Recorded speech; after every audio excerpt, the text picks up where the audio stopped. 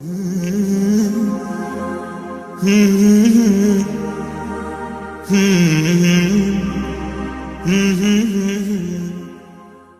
اگر تو ماں ہو کے قرآن پڑھے تو بیٹا نیزے کی نوک پہ قرآن سناتا ہے۔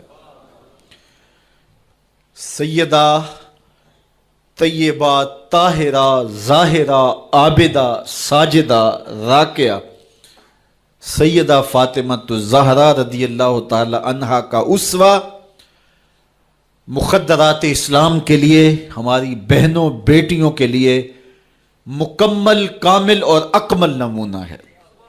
میری مائیں بہنیں بیٹیاں بھی پردے میں بیٹھ کے سن رہی ہیں، اور جو یہاں موجود نہیں ہیں، آپ لوگوں کی وساطت سے یہ پیغام ان تک بھی پہنچے گا، تو میں گزارش کروں گا اس بے حیائی کے ماحول میں، جبکہ میڈیا بے لگام ہے، سوشل میڈیا قیامت ڈھا رہا ہے، آنکھوں سے حیا اڑ گئی ہے، سوچوں میں آوارگی آ گئی ہے، لباس سمٹ سمٹ کے بالکل واجبی سا رہ گیا ہے، اور حیا قصہ پارینہ بن گیا ہے۔ یہ اڑتے ہوئے آنچل، لہراتے ہوئے دوپٹے اور جو ہے وہ بکھرے ہوئے بال، یہ حیا کے جنازے سڑکوں کے اوپر گھومتے ہوئے، اور بازاروں میں صنفی آزادی اور جنسی بے رہروی اور جو کچھ ہم دیکھ رہے ہیں، تو آج ہم سیدہ فاطمہ الزہرا کے کردار کو خضر راہ بنائیں۔ اقبال کہتا ہے مزرعہ تسلیم را حاصل بطول، مادرا را اسوائے کامل بطول۔ مزرعہ تسلیم کی کھیتی کا جو حاصل ہے، جو پھل ہے، وہ سیدہ فاطمہ ہے، اور ماؤں کے لیے کامل نمونہ سیدہ فاطمہ الزہرا رضی اللہ تعالی عنہا ہیں، جن کے آنچل کو مہر و ماں نے بھی نہیں دیکھا تھا۔ خادم کی شوہر کی خدمت بھی کرتی ہیں، بچوں کی تربیت بھی کرتی ہیں۔ آسیہ گردان و لب قرآن سرا، ادھر چکی بھی چل رہی ہے اور لبوں پر قرآن کے نغمے بھی جاری ہیں۔ آسیہ گرداں چکی چلا رہی ہیں، واللب قرآن سرا، اور اقبال کہتا ہے لبوں پر قرآن کے نغمے جاری ہیں۔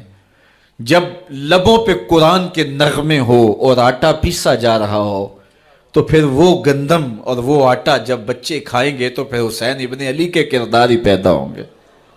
لیکن تھرکتی تصویریں اور نیم برہنہ شکلیں اور کانوں میں جو ہے وہ میوزک کی آوازیں، اور ماں اس ماحول میں بچے کو دودھ پلا رہی ہو، تو بچہ حسین ابن علی کا جان نشین تو نہیں بنے گا۔ کوئی اداکار تو بن سکتا ہے، کوئی گلوکار تو بن سکتا ہے، لیکن حسین ابن علی کا جان نشین نہیں بنے گا۔ تو ماؤں کو کامل اکمل نمونہ سیدہ فاطمہ الزہرا کا اختیار کرنا چاہیے، اس نمونے کو لے کے اپنی زندگی میں اتارنا چاہیے۔ آج ہم دلیلیں دیتے ہیں، میڈیا سے دلیلیں سنتے ہیں، اسلام تنگ نہیں ہے، تم نے اسلام کے دائرے کو تنگ کر دیا ہے۔ میں ایک ہی بات کہا کرتا ہوں، یہ دلیلیں دینے والے سوچیں کہ رسول خدا کی بیٹی کے پردے کا عالم کیا تھا۔ بس ہمارے لیے وہ نمونہ ہے، وہ کامل اور اکمل نمونہ ہے، اور ہم نے اپنی زندگی اس نمونے کے مطابق گزارنی ہے۔ سیدہ پاک سلام اللہ علیہا کو اس بات کی فکر رہتی تھی کہ ساری زندگی تو میں نے اپنے پردے کی حفاظت کی، مرنے کے بعد جب پٹڑے کے اوپر ڈال کر کے لے جایا جاتا ہے لاش کو، تو اس وقت جسم جھلکتا ہے، چھلکتا ہے، تو بے پردگی ہوتی ہے۔ تو زندگی میں تو انسان اپنے پردے کی حفاظت کر لیتا ہے، لیکن جب جنازہ اٹھتا ہے تو اس وقت عورت کے جسم کی ڈیل ڈول ظاہر ہو جاتی ہے، اگرچہ اس کے اوپر پردہ پڑا ہوتا ہے۔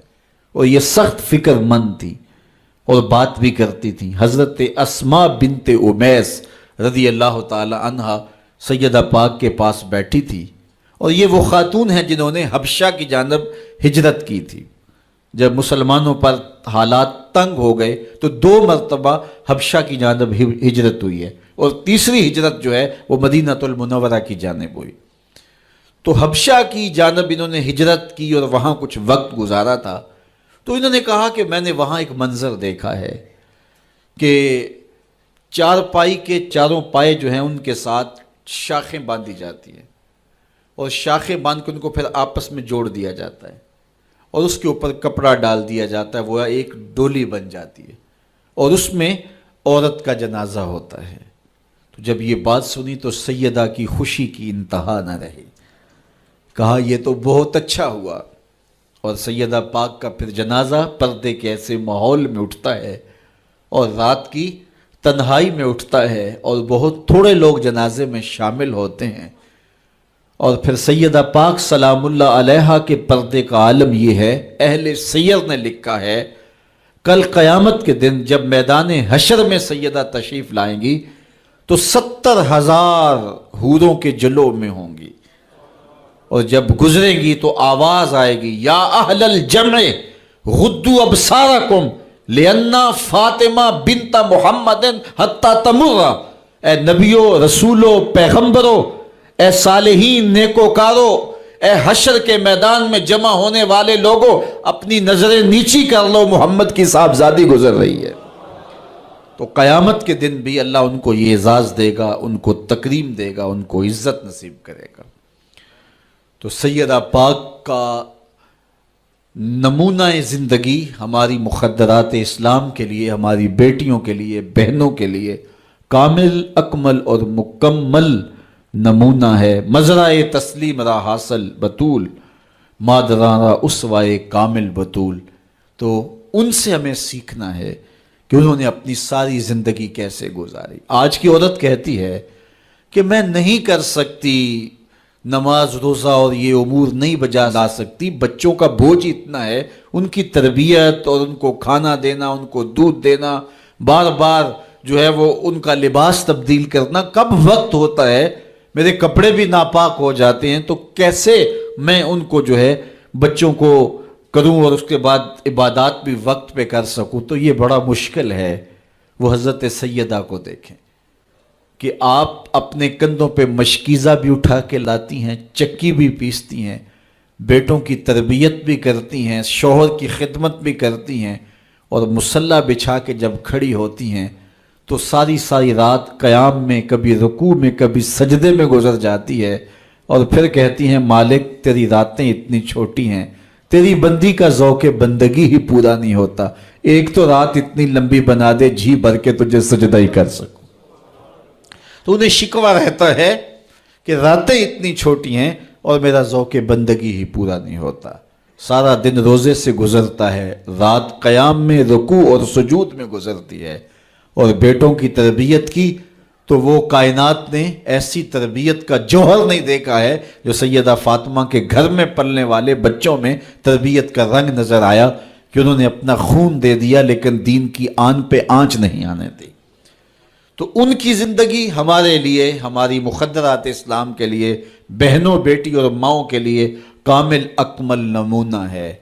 میری بہن، میری بیٹی، تو مغرب کی ٹینو نہیں ہے، تو مشرق کی بیٹی ہے، تو کوئی دیا نہیں ہے کہ جس کو جو چاہے اٹھا کے لے جائے، تو گھر کی رونق ہے، عزت ہے، آبرو ہے، تو سمٹ جائے گی تو معاشرہ پھیل جائے گا، اور تو اگر گھر میں سمٹ کے بچوں کو سنبھال لے گی تو امت بحر و بر پہ قابض ہوگی، لیکن اگر تو گھر کو نہ سنبھالا تو پھر امت کبھی بھی بامراد اور کبھی بھی سرخرو نہیں ہو سکتی۔ اگر پندے ز درویش پذیری، ہزار امت بمیرت تو نہ میری، بطول باش و پنہا شو ازیں عصر کہ در آغوش شبیر بگیری۔ اقبال کہتا ہے کہ اے امت مسلمہ میری ایک بات مان لے، ہزار امت مر جائے گی، امت مسلمہ تجھے موت نہیں آ سکتی، اور وہ کیا ہے؟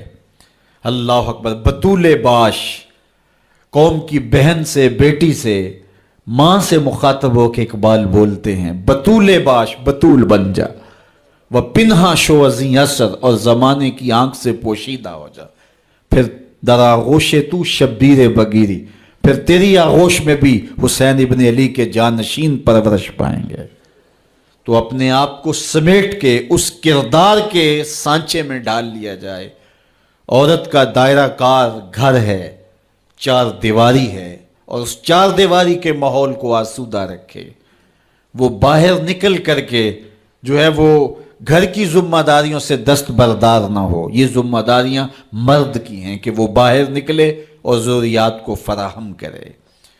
عورت کی ذمہ داری چار دیواری کی ہے. اس چار دیواری کو رونق بخشے اور تربیت پر نئی نسل کو بہتر بنانے کے لیے اپنی ساری صلاحیتیں صرف کر دے. ساری زندگی میں ایک اس کا بچہ بھی اگر قوم کو مل گیا تو قوم کی تقدیر بدل دے گا. مائی راستی ہیں یا ام الخیر ہیں، انہوں نے ایک بچے کی تربیت کی. آج مائیں کیوں نہیں کر سکتی؟ بابا فرید کی ماں بیٹے کے مزاج کو سمجھتی ہیں کہ یہ شکر کو بہت پسند کرتا ہے تو شکر کی پڑیا مصلے کے نیچے رکھ دیتی ہیں، اور بیٹا مصلہ اٹھاتا ہے تو نیچے شکر کی پڑیا ملتی ہے. روز ڈیوٹی دیتی ہیں، اور بیٹا شوق سے نماز پڑھتا ہے، بعض میں شکر کی پڑیا بھی ملے گی. ایک دن کہیں گئی تھی تو نماز کا وقت ہوا، ماں وہاں بے چین ہے اور وہیں مصلی بچھا کے کہتی ہے مالک میری لاج رکھنا. آج بیٹا مصلی اٹھائے اور اس کو شکر کی پڑیا نہیں ملے گی تو راز کھل جائے گا، تو بیٹا کہیں بدظن نہ ہو جائے. اس کا گمان یہ ہے کہ مالک اپنی کرم نوازیوں سے یہ پوری مجھے ڈائریکٹ دیتا ہے، درمیان میں کوئی نہیں ہے. اللہ اکبر. خیر ماں واپس پلٹی اور سب سے پہلے تجسس بھری نگاہ سے بیٹے کو دیکھ رہی تھی کہ بیٹا کوئی شکایت تو نہیں کرتا، لیکن فرید بیٹے کے لب پہ کوئی شکایت نہیں تھی. خیر ماں نے پوچھ لیا بیٹا نماز پڑھی تھی؟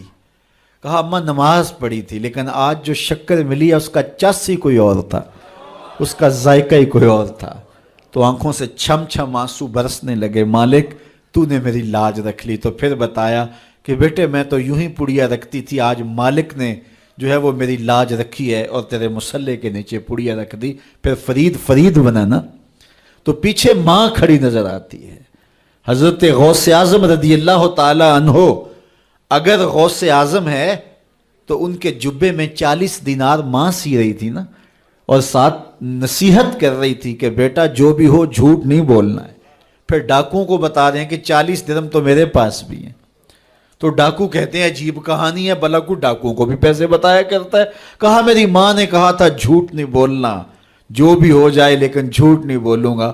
اب ڈاکو شرمندہ ہو کے بولتے ہیں یہ ماں سے جھوٹ نہیں بولتا، ہم رب کا حکم نہیں مانتے. اور یہ پہلے لوگ تھے جو حضرت غوث اعظم کے ہاتھ پہ جو ہے وہ توبہ کرنے والے تھے. اللہ اکبر. قطب الدین بختیار کاکی جب درس گاہ میں جاتے ہیں، استاد پڑھاتا ہے الف لام میم ذالک الکتاب، پورا پارہ سنا دیتے ہیں. دوسرے پارے کا آغاز ہوتا ہے سیقول السفہاء من الناس، بچہ سارا پارہ سنا دیتا ہے. تیسرا پارہ، چوتھا پارہ، 14 پارے سنا دیے. کہا یہاں سے شروع کرو، سبحان الذی اسری بعبدہ. تو کہا بیٹا جس درس گاہ میں 14 پارے پڑھے تھے وہیں بقیہ قرآن بھی حفظ کر لیا ہوتا. کہا استاد جی میں کسی درس گاہ میں نہیں گیا، میری ماں 14 پاروں کی حافظہ تھی، اور صبح جب اٹھتی تھی تو قرآن بھی پڑھنے لگتی اور کام کاج بھی کرتی. تو بچپن سے ہی سن کے ماں کی آغوش سے یہ 14 پارے یاد ہو گئے. تو مائیں اگر ایسی ہوں تو بیٹے ایسے ہوتے ہیں.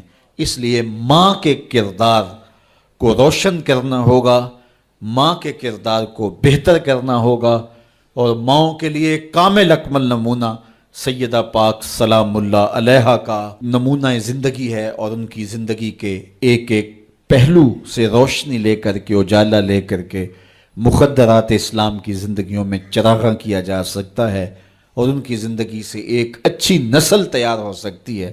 کسی نے کہا تھا مجھے اچھی مائیں دے دو میں تمہیں اچھی نسل دوں گا. تو سیدہ پاک کا اسوہ ہمارے لیے یقیناً کامل اور اکمل نمونہ ہے.